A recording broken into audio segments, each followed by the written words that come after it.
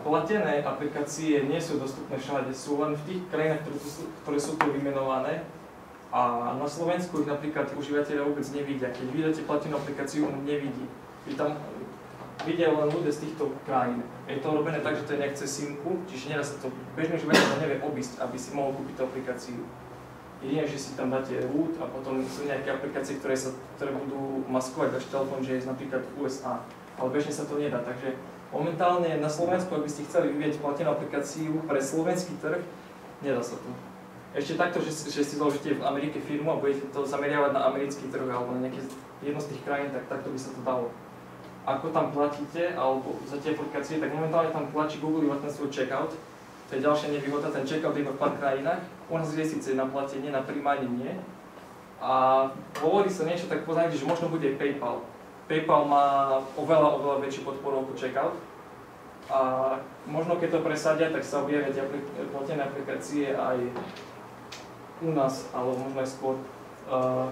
Čo vy platíte Google za to, že dáte túto aplikáciu a predávate ju? Tak Google si z každého predaja zoberie 30%. Čiže keď tá aplikácia stojí $10, tak $3 idú Google.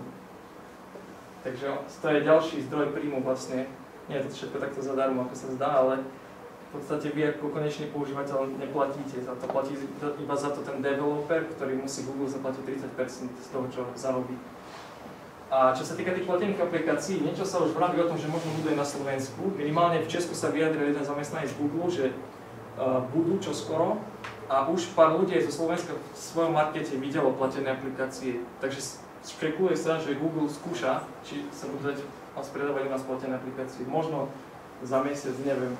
Ale bolo by to celkom dobré. Ďalšia otázka je, že či bude možné iba kupovať, alebo aj predávať. Lebo všetky krajiny, ktoré môžu kupovať platené aplikácie, môžu aj predávať platené aplikácie. Takže to je trochu problém s týmto, keď chcete predávať. Môžete si tam dať ale reklamu. Najznámejšia firma, čo poskytuje vlastne reklamu, alebo poskytovateľ reklamy je AdMob. To si môžete kľudne aj so slovenským účtom urobiť, ale to by ste museli mať aplikáciu, ktorú má nainštalovaný, keď neviem, 100 000 ľudí. Potom by sa to možno oplatilo. Keď má tú aplikáciu nainštalovaných 1000 ľudí, tak to je absolútne, to sú možno doláre, ale väčšinu ľudí odstrašíte práve tou reklamou. Čiže to je fakt iba v prípade, že máte aplikáciu, ktorá má strašne veľa ľudí. Napríklad Taskiller, aplikácia, ktorá ukončuje iné aplikácie, v prípade, že chcete šetriť napríklad baterku, tak ten človek, ktorý ju vytvoril, písal, že tuším na reklame mesačne zarába, neviem teraz, mi zdá, že $10 000 mesačne na reklame. A je to jednoduchá aplikácia v podstate. On prišiel s tým prvý a je viacero takýchto ľudí, ktorí už nemusia pracovať, môžu dôležiť nohy, lebo čisto len reklama a myslím, že tá aplikácia je potom ešte aj vo verzii, kde je bez reklamy za $1. Si poviete, $1 to je dosť málo, ale keď si to stiahne 100 000 ľudí, tak je to $100 000. A $1 pre bežného človeka v Amerike je v podstate nič, on si to len klikne, hneď sa to zaplatí si ten checkout, už je to zaplatené. A je to asi lepšie proti počítačom, kde je to pirátstvo oveľa väčšie. Tu je to dosť zložité si niekde z internetu stiahovať do mobilu, nahrávať a tak ďalej. Tu je to, zaplatíte a máte. A ďalšia možnosť je, že sa vykašľate na registrovanie firmy v Amerike a reklamu a necháte tam gombík Donate a budú vám tam prispievať peniaze dobrovoľne, ale to sa často nestáva. Tam ide o to, kde bola tá SIM karta vydaná, alebo kde sa momentálne nachádza? Nie, kde bola vydaná. Kupujú si zo zahraničia ľudia SIMky, napríklad ako prepaid karty z Ameriky si objednajú a potom si to doma vlastne nakúpia aplikácie, ale tá aplikácia je kúpená si viaže na Google účet. Čiže už potom SIMku vyberete, dáte svoju SIMku a máte to tam. No lenže to dokáže len zo pár ľudí a bežný človek by mu to asi v živote nenapadlo si nejakú prepaid kartu objednávať z Ameriky. Takže musíme sa spoliehať, že Google to uvoľní aj u nás. No a to je asi tak všetko zhruba o programovaní. Tak otázky môžete ľudia hociaké. Ladro ide.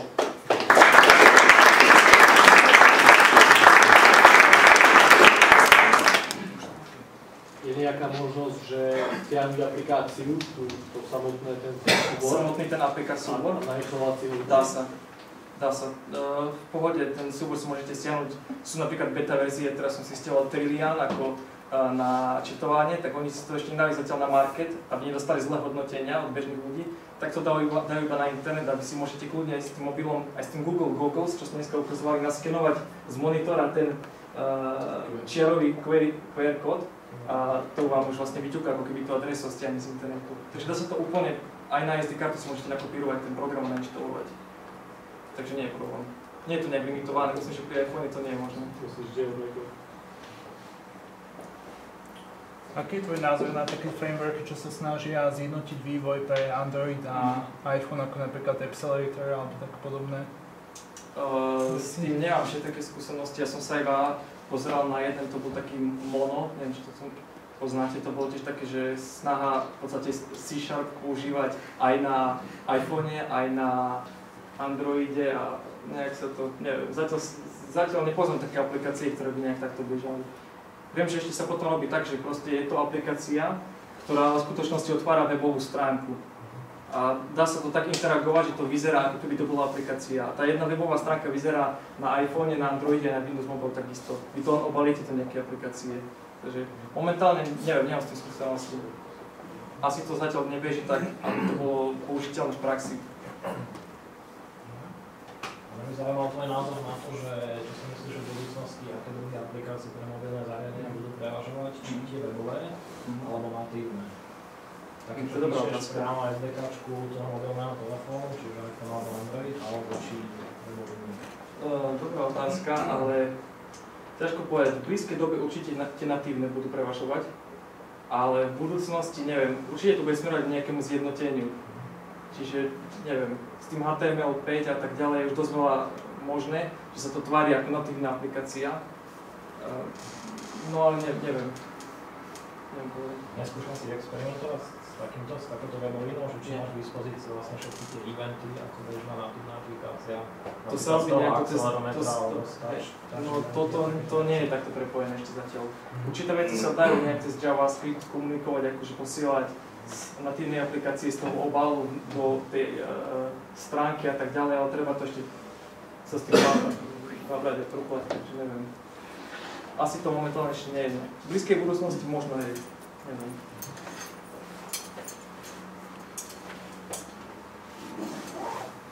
Ešte nejaké otázky? Ale? Mňa by celkom zaujímalo, s jakou aplikáciou si to vybral. Máš tu ukážku? Mám, ale neviem, ako vám to všetkým ukážem. Na webe To je to, že Android Market nemá webovú strane, má iba také veľmi obmedzené, kde je zopár aplikácií.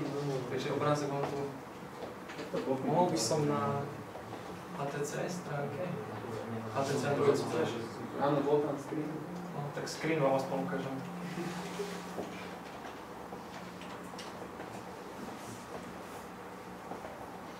A tu trošku pomalý internet. Chceš na tej vypoležiť?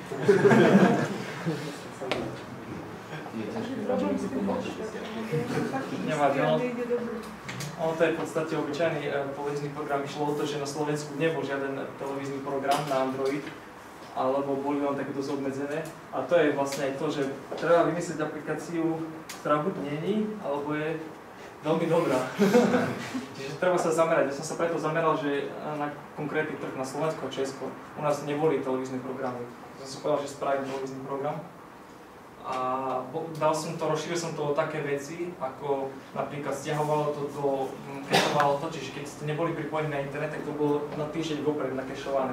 Dalo sa pozerať aj bez internetu.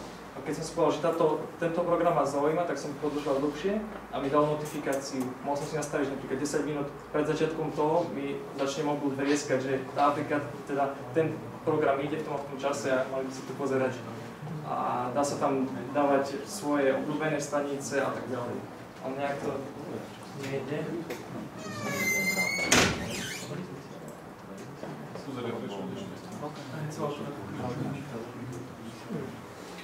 Keď sa nám to nepodarí, tak my to potom zverejníme na blogu, určite Daniel nám dodá nejaké údaje, tak to potom tam. Ešte jednu otázku. Či sa vie, že aký je počet zariadení s Androidom na Slovensku? Až také rozšírenie to má? Neviem. Ani z HTC? Neviem, či to je nejaká verejná informácia. Ja viem povedať, že ten môj televízny program je nainštalovaný unikátne na 3500 slovenských a českých mobilov, ale a keď to je podiel z toho celkového počtu, neviem, ale že 3500 sa mi nedá, že by to bolo na Slovensku. Momentálne asi má málo ľudí podobne na Slovensku Android a sú aj také ľudia, čo majú Android a nevedia ani, že to je Android, takže to sa na tým takto zapíše. Zhruba tento rok by mohlo nejakých 25 000 zariadení pribudnúť HPC, ale v tom sú aj Windowsové aj Androidové. A on čisto slovenský trh, alebo aj český? Slovenský. Slovenský? To je tento rok, čo teda je odhad, že by mohlo pribudnúť 25 000 do konca roka. Máš to aj na markete? Je to na markete, keď si dáte hľadať televízny program normálne, alebo TV program, to vyskúši. Môžete si to vyskúšať. Môžem sa spýtať na ten emulátor? Je emulovať aj Bluetooth? Bluetooth? Neviem. Asi nie, tam s Bluetooth je celkovo problém trochu v Androide. Myslím si, že do 2.1 alebo do 2.2 ani nebola vôbec podpora Bluetoothu, alebo bola iba nejaká úplne základná. Takže neviem. 1.6 iba 2.1 má už podporu. 1.6 má problém. Takže to je tam také, tam je problém aj s prenosom súboru medzi rôznymi zariadeniami s tým Bluetooth, neviem. Takže na jednotke už funguje všetko úplne.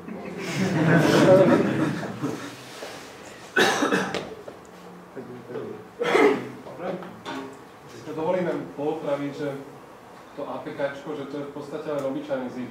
Nie je to obyčajný, ale... No, otvoríš to ale normálnym zipom. A v podstate sú tam obrázky, všetko, čo používa tvoja aplikácia. A obrázky sa dajú otvoriť normálne? Myslím, že nie. A plus dokážeš ešte nejaký maniak na to spraviť nejaký tool Dedexer, čo ti dokáže vlastne ten bytecode dať do nejakého takého... To je také len kvázi čitateľné. Áno, ale vytvorí ti vlastne pre každú klasu súbor. A možno toľko sa to dá čítať, dá sa niečo z toho vyčítať. Samozrejme, nie to dáva, ale... Hej.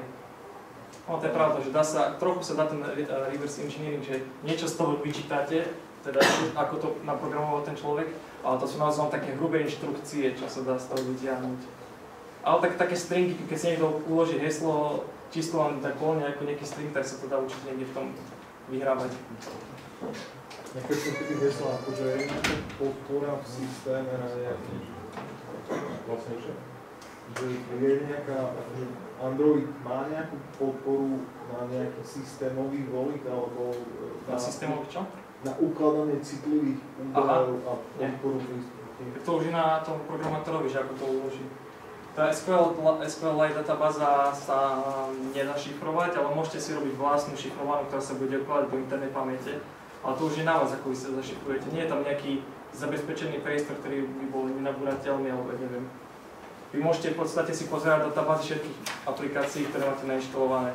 Stačí ten Eclipse a vidíte tam každú jednu databázu, môžete si poprechádzať všetky tie dáta, ktoré sú poukladané. Ak nie sú nejak ináč uložené. Že sú všetky, tie dáta sú voľne prístupné. Keď dáta sú voľne prístupné, keď sa na ňo pripojíš cez debugger, hej? Ale aplikácie medzi sebou sú izolované, nie? Sú od seba izolované. Cez tých práve, hej? Akože...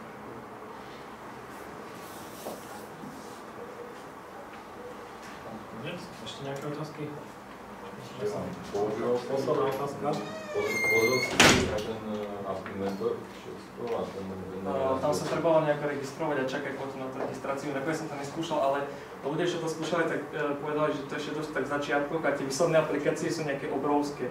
Robíte tam nejakú Hello World aplikáciu a zaberá 3 mega napríklad. Takže a ono to vlastne nejak ten kód vyskladá, na základe toho, že tam nahádžete nejaké bloky. To je v podstate len také hranie sa zatiaľ, že poviem si, že if a while a nahádžete si to tam a nejak z toho vygeneruje nejaký program, čo ide, ale zatiaľ to je čisto len taká hračka. Takže neskúšal som to, lebo to je iba čisto na skúšanie.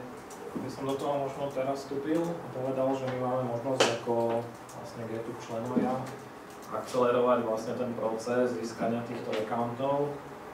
Momentálne sú to 2. Ja by som teda na neho poďakoval, že prišiel a jeden account by sme vlastne dali aby neviem, či ti to pomôže, ty to asi potrebovať nebudeš. Však ja možno darujem niekomu a ten druhý rozdistribujeme nejako, tu ešte vidíme formou možno nejaké otázky alebo nejaké ankety alebo niečo podobné, takže na záujem tak uši nastrážené bude ešte ako inventor, účet. Dobre, Daniel, ďakujem veľmi pekne, ideme sa posunúť ďalej.